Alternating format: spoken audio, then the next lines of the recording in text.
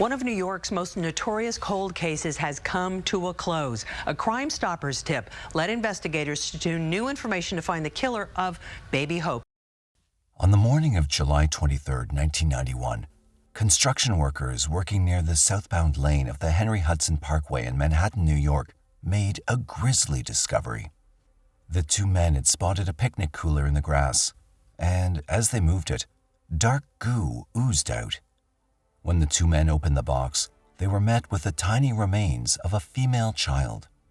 It was clear that the girl had suffered in life and had been dumped as if she was trash. For 22 years, investigators wrestled with finding the person or persons responsible for her death and uncovering the identity of this poor child. Who could so callously dump a child in this manner? And why had there been no one to protect her? Welcome to Mysterious 7, where we shed light on mysterious cases across the country. Today, we're looking at the 20-year-old solved Jane Doe case. But first, if you have yet to subscribe to our channel by now, please consider hitting the subscribe and like buttons. Now, let's dive deep into this mystery without any further ado. Manhattan, the symbol of New York. Speak to anyone from outside the U.S., and they'll instantly recognize Manhattan as being one of the most influential places in the world. Manhattan is the most densely populated borough of New York, and it's an incredible melting pot of cultures. No matter what you're looking for, Manhattan has it. People of all ages, races, and creeds are welcome in Manhattan, and there's plenty to explore. Over 1.6 million people call Manhattan home, and within these homes, some are hiding dark and terrible secrets. On July 23, 1991, construction workers in Manhattan donned their uniforms for yet another day at work. That day was set to be as unremarkable as the last. The workers made their way to Hudson Parkway, an 11-mile stretch of road that takes residents through the west side of Manhattan. The road is well-traveled, and any New Yorker will likely have experienced driving through what's dubbed the West Side Highway. The sun began to peek through the clouds, and as the two workers made their way to the area of the parkway they were working on, they noticed a rancid smell. They followed the scent, desperately trying to find the source. At first, they hoped it was just an animal that needed to be cleared away, but as the two men edged closer to the source of the smell, they found that a picnic cooler had been dumped on an embankment sitting at a 45-degree angle toward the Hudson River. Curious, the two men opened the cooler and found cans of soda. Underneath these drinks was a black trash bag, and the two men identified it as the source of the stench. Shocked at what they discovered, the two men summoned the New York Police Department to the scene, and the scene was sealed off. Officers cautiously approached the scene in case there were other gruesome discoveries or something that may injure them. When the scene was declared safe, officers slowly opened the dirty picnic cooler. Inside, they found numerous cans of fizzy drinks that had oozed out thanks to the sweltering July heat, along with pools of water and a black bag. The officers at the scene carefully unwrapped the bag and discovered the decomposed body of a little girl. Reports indicate that the girl was found naked and bound in the fetal position. Her killer had used rope and the cord from a Venetian blind to secure her. There were no apparent signs of injury, such as bruising or breaks, and the cans of soda that had been placed on top of her had leaked under the hot sun, creating a putrid pool of soda and bodily liquids. After being bound, the girl had been wrapped in a bin bag before being carelessly stuffed into the picnic cooler. Officers found that the girl's remains were in a stage of advanced decomposition, making identification almost impossible. The officers that attended the scene were shocked to the core at what they'd seen. A hopeless little girl had been killed and dumped like trash. Was this girl a known missing person? Or had a child flown under the radar and been allowed to stay in the hands of those who had hurt her?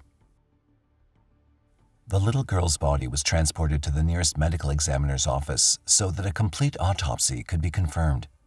In their report, the ME, medical examiner, estimated that the body belonged to a Hispanic female between the ages of 3 and 5 years old. A coroner would later put the estimate at 4 years old. Because her body had been stuffed in a cooler in the sweltering heat, along with the water and fizzy drinks, her body had become bloated beyond recognition, and obtaining a facial identification would prove to be impossible. All that the ME was able to note was that she was possibly Hispanic and had long, dark, wavy hair that had been placed into a ponytail. It was clear to the medical examiner that this girl had suffered in both life and death. At the time of her passing, she weighed just 28 pounds.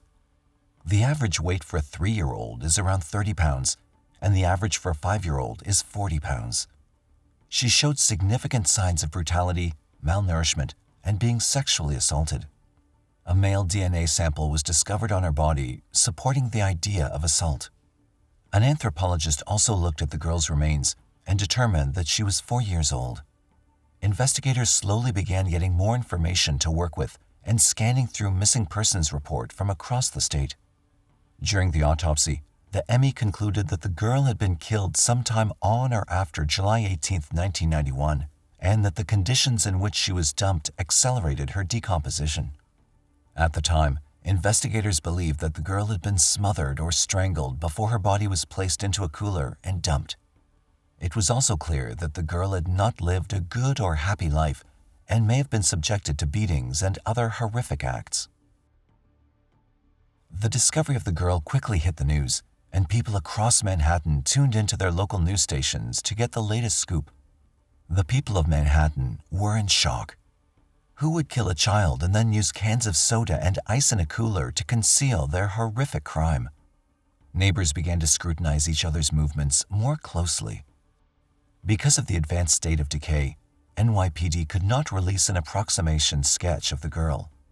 Instead, officers handed out flyers on the street corners of Manhattan, hoping and praying that someone would come forward.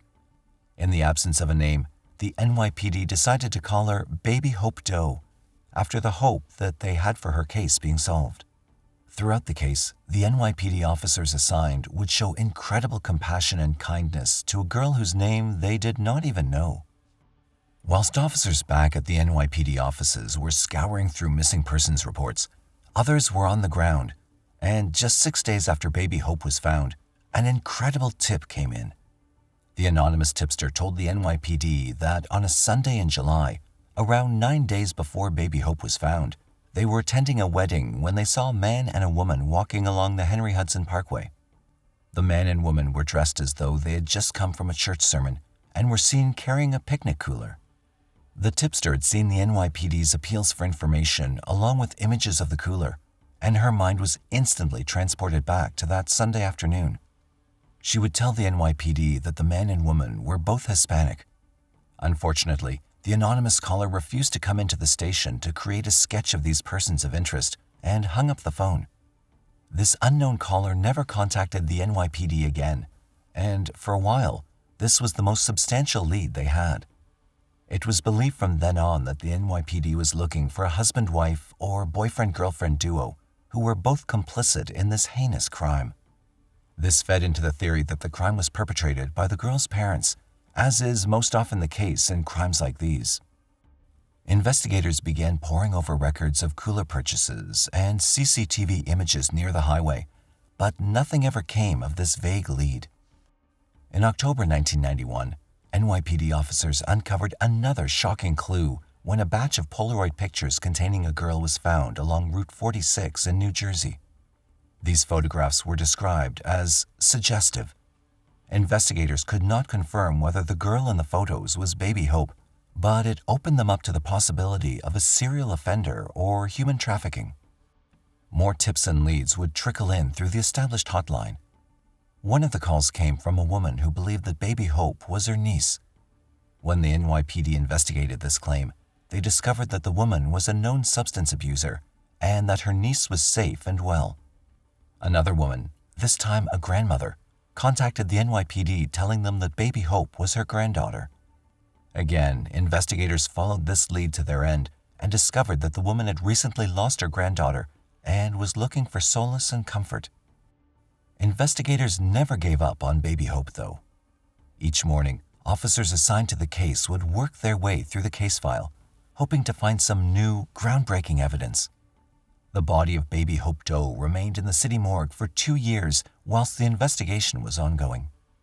Officers with the NYPD felt a tinge of guilt knowing that she lay there nameless. An anthropologist was called in to create a sketch of the girl from her remains, and this was the first time both the police and the public got a look at what baby Hope may have looked like in life. After 2 long years of sitting in a morgue, nameless and alone, officers agreed that it was finally time to give the girl the burial she deserved on the anniversary of her discovery. Thanks to the generosity of the Campbell Funeral Home and officers at the NYPD who paid out of their own pocket, baby Hope Doe's funeral was held on July 23, 1993, at St. Elizabeth's Church on Wadsworth Avenue. The wife of Jerry Giorgio, an NYPD officer at the 34th Precinct, bought the girl a white communion dress to be buried in. NYPD officers from the 34th Precinct, which was in charge of the case, and beyond, turned up to pay their respects to baby Hope Doe and led the procession to the church so that she did not have to make her final journey alone. Around 500 people arrived at the church for the funeral, with a procession of NYPD officers leading baby Hope in.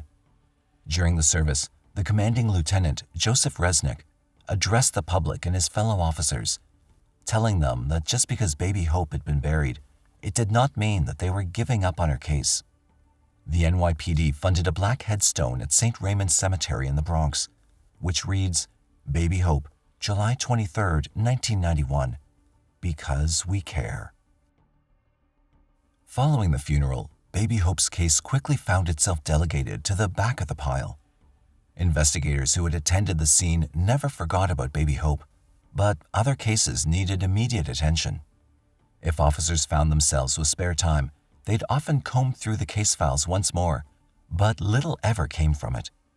Each year, the press in New York would highlight the anniversary of baby Hope's disappearance, hoping to spark the public's imagination. Unfortunately, no solid leads ever came, and baby Doe remained nameless. Many of the officers who had been assigned to her case took it very personally. They felt a deep sense of anger and shame that they'd been unable to name her and bring those who harmed her to justice. But all of that would soon change thanks to the advent of new DNA technologies and a surprising tip. In 1991, DNA technology was minimal, having first been used in a legal case a decade previous in the UK. Forensic scientists across the globe were still acclimating themselves with DNA testing and identification. The cooler that baby Hope's body had been dumped in was generic, and the NYPD could not track down the owner by flicking through receipts. It was also noted that the water, which was ice and cans of soda, had been purposefully put there to disguise the girl's body and to prevent DNA or fingerprints evidence from being obtained. To the NYPD, this signaled someone who knew what they were doing or had a basic knowledge of how law enforcement officers operate in an investigation like this. In 1991, a DNA sample was obtained, but as technologies were new, the process took months and, unfortunately, yielded no results. Thankfully, baby Hope's case had been handled by experts who ensured her body was in a suitable condition should she be exhumed in the future. And that is precisely what happened in 2006. Baby Hope Doe's grave was disturbed, and her remains were removed to obtain a DNA sample. Investigators hoped that by doing this, they would find a match through CODIS, also known as the Combined DNA Index System, or NCMEC, which stands for National Center for Missing and Exploited Children databases. Unfortunately, the 2006 search proved fruitless, and baby Hope was once again interred at St. Raymond's Cemetery. Each year on the anniversary of their discovery, NYPD officers who worked her case would place toys and flowers at her grave, reminding the young girl that she was not alone and that justice was just around the corner. By 2011, forensic technologies had significantly advanced again from what they were in 2006. NYPD investigators decided to give DNA testing another shot, and baby Hope was once more exhumed and a DNA sample was obtained. It had not been stated why investigators did not store the previous DNA sample to avoid another exhumation. It can only be assumed that the last DNA sample may not have been enough for further testing, or that it was somehow damaged or tainted during storage. Forensic scientists again held their breaths, waiting weeks, even months, for the results to come back. Unfortunately, there were no matches, and investigators found themselves again at a dead end. People in Manhattan and surrounding boroughs never gave up hope that the case of baby Hope Doe would be solved one day. In 2013, the NYPD received an unexpected call that would turn the case on its head. By 2013, 2 years had passed since the NYPD's last efforts at identifying baby Hope, and investigators were confident that this year would be the year that baby Hope got her name back. Fresh appeals were launched, officers made TV and media appearances, and others, such as online sleuths, pushed the case out to their audience. According to CBS, the NYPD even offered a $12,000 reward for any information that led to an arrest and conviction in the case. They also took to the streets in the Washington Heights area, passing out flyers and talking to residents. During one of these canvasses, a woman was passed a flyer that made her heart skip a beat. She immediately phoned the 34th Precinct of the NYPD. She told them that a few years ago, she recalled overhearing a woman talking about her daughter's disappearance and how she believed that baby Hope was her daughter. The anonymous source had kept this to herself over the years. That was until the NYPD canvassed the area and the flyer had jogged her memory. This was a promising new lead for the NYPD, and what's more is that this tipster was able to provide specific names and family members, where to look, ethnicity, origin, and date of births. According to the New York Times, this led NYPD investigators to the door of baby Hope's sister, 27-year-old Lorena Ramirez. At first, the woman was dumbfounded to be in the midst of a murder investigation. However, after being given time to walk through her childhood, she recalled bizarre events that didn't quite make sense. When she was 11, her sister Maribel returned to live with her and her mother. Maribel told Lorena that their father's family had harmed their sister and had gotten rid of her. As the two were so young, they never said anything to anyone. Their mother never talked about their other sister, and no police report was filed to indicate that she'd gone missing. Maribel and Lorena kept this dark secret hidden from the world for their entire childhoods. According to Lorena, it didn't click that baby Hope could be her sister until NYPD officers arrived at her door and asked to speak with her. Only then, after seeing the composite sketch, did she realize that she might be related to baby Hope. This wave of new revelations hit Lorena and Maribel like a ton of bricks. Their worlds came crashing down, and as the two consoled each other, they agreed to tell the NYPD who their mother was and where they could find her. When 52-year-old Margarita Castillo received a knock at the door of her Washington Heights apartment, she was stunned to see two well-dressed NYPD officers complete with their badges in hand. At first, Margarita had no idea why the two were there, but as the seconds ticked by, her stomach sank as she realized. Margarita refused to cooperate with investigators and tried to shut the door on them. When NYPD officers realized that Margarita would not cooperate, they hatched a plan. Officers filed a motion with the courts to obtain a DNA sample from an envelope that Margarita had licked, and the courts agreed. Once this DNA sample was in the hands of NYPD forensic scientists, the magic could begin. Scientists extracted and sequenced the DNA using PCR, polymerase chain reaction, and recorded the results. Compared to the results of baby Hope Doe, the two were a match. NYPD officers then confronted Margarita again, but this time they had hard proof. There was little that Margarita could do to deny that the child was hers. She told the officers to come in and sit down and began to tell them the story. She explained that baby Hope Doe was her long-forgotten daughter, Angelica Castillo. The story of Angelica's disappearance and death would shock and bewilder investigators and leave them with more questions than answers.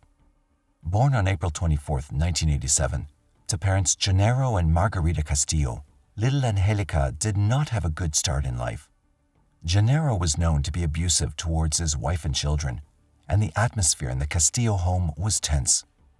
Eventually, Gennaro and Margarita separated, and Margarita began gaining independence again. For a while, life was going smoothly for Margarita and her children, but the events of 1991 would stand to change all of that. When Margarita separated from Gennaro, she thought that she was finally free to start a new life, but her dreams were quickly shattered when she realized that Gennaro still wanted to see his children. One day in 1991, Gennaro requested that Angelica and Maribel go to live with them and a family member, Balvina Juarez. Margarita knew of Gennaro's temper and knew not to upset him, so she begrudgingly allowed Gennaro to take 2 of her daughters. Her older children, including Lorena, stayed behind with their mother and tried to get on with their lives. It was difficult for both Margarita and the other children to be separated from their siblings, but Margarita knew that she'd not be able to get her daughters back until Gennaro said so. In July 1991, the unthinkable would happen. Little Angelica's body would be discovered in a cooler, kickstarting this entire story. But as it turns out, there's much more to this story than meets the eye. After learning of Maribel's and Angelica's disappearance, investigators were keen to speak with Gennaro, but he was nowhere to be found. They'd later discover that in July 1991, Gennaro was not the person who'd been looking after his children, and the bizarre story would continue to unravel once more in front of their eyes. Investigators were led to the door of 52-year-old Conrado Juarez, Gennaro's nephew, and quickly discovered that his sister, Balvina, who had several children of her own, had been appointed to take care of little Angelica and Maribel. Conrado told investigators that one day, Gennaro turned up at Balvina's apartment in Astoria, dumped the children, and never returned for them. Conrado and Balvina assumed that their mother either didn't want them or couldn't cope with them. Balvina agreed to raise Maribel and Angelica like they were her own, but things soon took a turn for the worse. Angelica became the targeted child and was often forced to do hours of housework whilst the other children played. Reports also indicate that Angelica was restrained by her cousins following outbursts of violent behavior. Whilst Balvina didn't mind taking care of the 2 children at first, she quickly became overwhelmed by the number of children in her care. Angelica was described as chatty and headstrong, which would often get her in trouble with Balvina. Margarita begged her ex-husband to tell her where her children were, but Gennaro refused. When the 2 were living with Gennaro, Margarita was allowed to visit them, but one day they vanished and were sent to live with Balvina. At this point, Margarita didn't know what to do. She told news outlets that she never reported her daughters missing because she was an illegal immigrant from Mexico. She was also scared because she couldn't speak English and feared her message would get lost in translation. For years, she begged Gennaro to tell her where her daughters had gone, and finally, years later, she was reunited with just Maribel. Gennaro enjoyed playing mind games with Margarita and often alluded that her daughter, Angelica, was dead. He would go back and forth between telling her that he didn't know where she was to telling her she was dead. There was little that Margarita could do but hope and pray that her children would find their way back to her.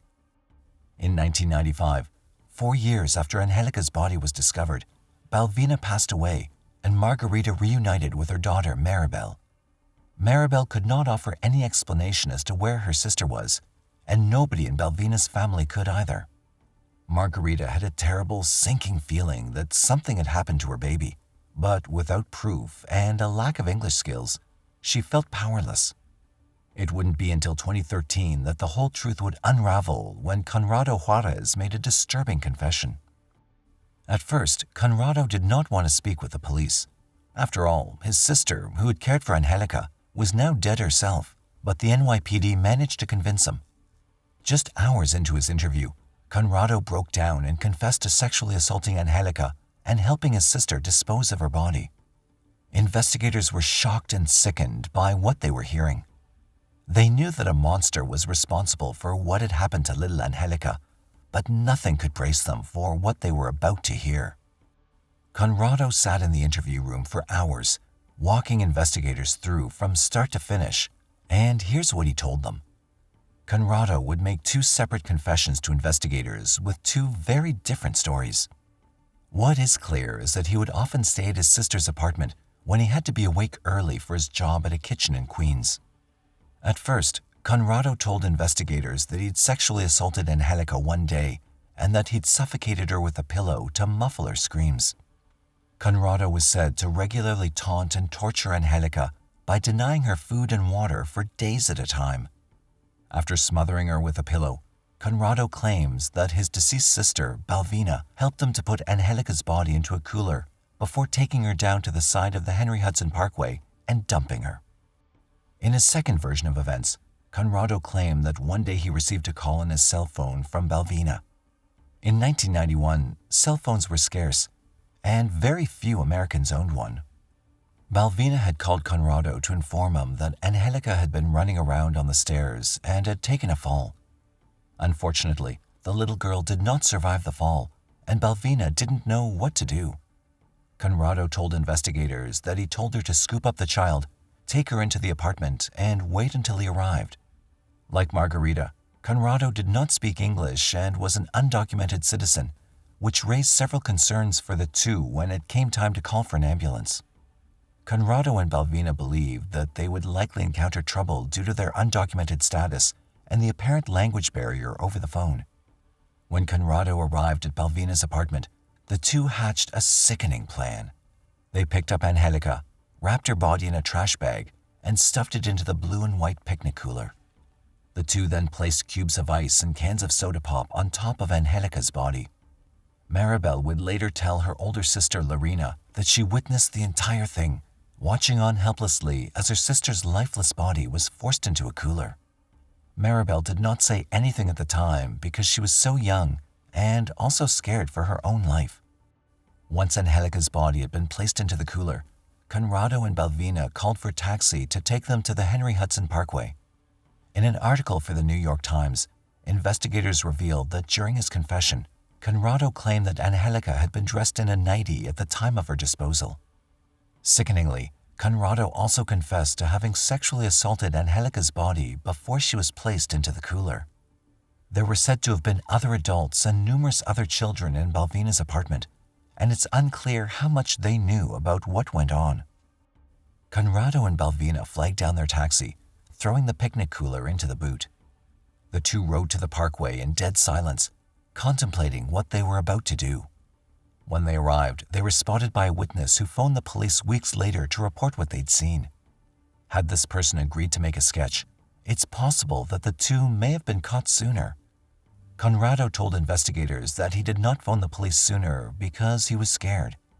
When his sister, Balvina, passed away in 1995, he returned to Mexico to give her a proper burial, something Angelica was not afforded.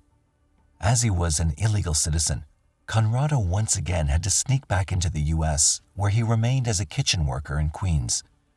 After his sister's passing in 1995, Maribel was returned to Margarita, at which time Conrado claims to have told her what happened to Angelica. According to him, Margarita did not ask any questions and was overjoyed to have Maribel back in her life. This stunning confession would both shock and sicken investigators, and he was arrested and charged with the assault and murder of little Angelica. During legal proceedings, Conrado claimed that his confession had been coerced by corrupt NYPD officers. The defense argued his case, but ultimately the charges against him stuck. Conrado was first held at the infamous Rikers Island prison before being transferred to the Rockland County Jail for his own safety. Unfortunately, justice would never be served for little Angelica, and on November 19, 2018, Conrado Juarez passed away aged 57 due to pancreatic cancer. Angelica's death could have been prevented had other adults in her life advocated for her. Since 1991, we've made huge strides regarding how we treat domestic abuse victims, and there are resources available for anyone who's faced similar issues to today's case. As always, let us know your thoughts on this tragic story in the comment section. Don't forget to like, comment, share, and subscribe.